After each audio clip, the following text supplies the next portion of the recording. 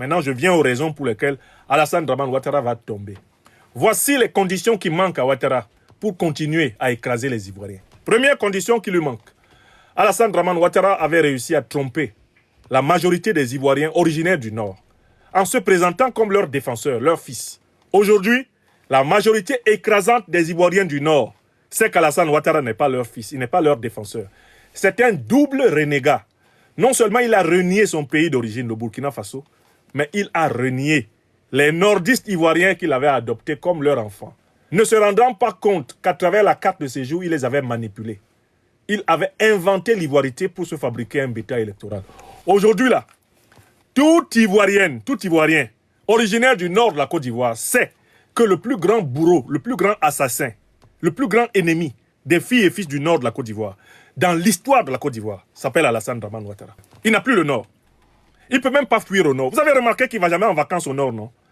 Voilà un nordiste sans nord. C'est du jamais vu. On passe à la deuxième raison pour laquelle il va tomber.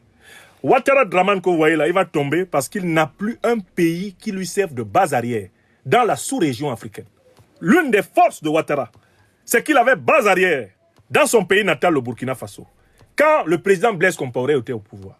Actuellement, ce n'est plus Blaise Compaoré qui est au pouvoir au Burkina. C'est Sankara II. Ouattara n'a plus de base arrière là-bas. Alassane Dramane Ouattara n'hésitait pas à envoyer même sa famille chercher les fétiches et les douaous au Mali. Actuellement là, Ouattara ne peut plus envoyer quelqu'un chercher fétiches et douaous au Mali.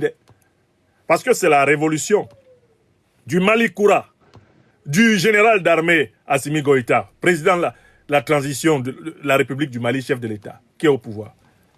Au Ghana, là, il ne peut pas aller là-bas.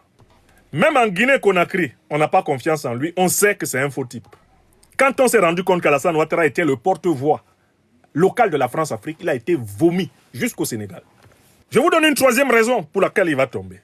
En Côte d'Ivoire, qui que tu sois, si les 4 forces politiques qui sont présentes là, tu en as une et puis il y a 3 qui sont contre toi, tu es tombé. Quand tu es en situation de 3 contre toi, 1, cette situation se reproduit dans l'armée. C'est pour ça qu'il va tomber. Mais je donne une 4e raison pour laquelle Alassane Ouattara va tomber. Toute la carrière politique d'Alassane Ouattara s'est expliquée par le soutien aveugle des dirigeants français à ses menées politiques, entendu que la prise de pouvoir par Ouattara en Côte d'Ivoire signifiait le contrôle permanent, la domination, l'aspiration, la phagocytose, que dis-je, de l'économie ivoirienne par les multinationales françaises. Or, la puissance française de la 5e République n'a jamais été aussi faible. Et Emmanuel Macron est le président de la République française le plus incapable de protéger un dictateur africain en danger.